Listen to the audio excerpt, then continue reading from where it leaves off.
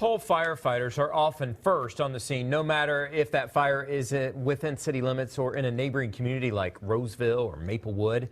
But that could soon change. Joe Mason explains the department's request to the city council and the impact that it could have on the East Metro. Mr. Zer0's, a record store. When some people call Mr. Zer0's in Roseville, they have a burning desire to buy a piece of their childhood. Thank you. But thankfully, behind the counter, Richard has never had to pick up the phone to call the fire department. All this stuff is combustible. You know, I don't think you've ever seen a CD burn. They go pretty quick. His store sits on the Roseville-St. Paul border. St. Paul's Fire Station 22, just a few miles away, would likely be the first to respond to a fire at the store. Now that may change, possibly causing a longer response time. My preference? I would like them to be here as soon as they can. St. Paul Fire Department wants to end an agreement with a dozen surrounding suburbs. That agreement sends the nearest agency to an emergency, regardless of what city it's in.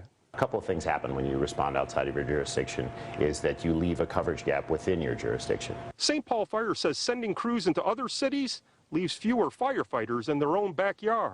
The St. Paul Fire Department is committed to public safety and is responsible for the residents of the city of St. Paul. Nearby cities like Roseville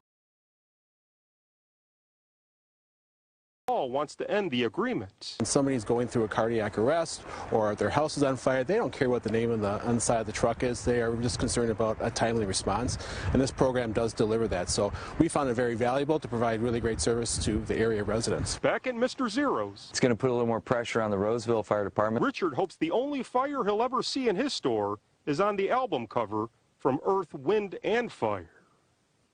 This agreement has been in place for the last 4 years. The St. Paul City Council is expected to vote on this issue tomorrow. If approved, the resolution will end in 60 days. Live in St. Paul, Joe Mason, 5 Eyewitness News.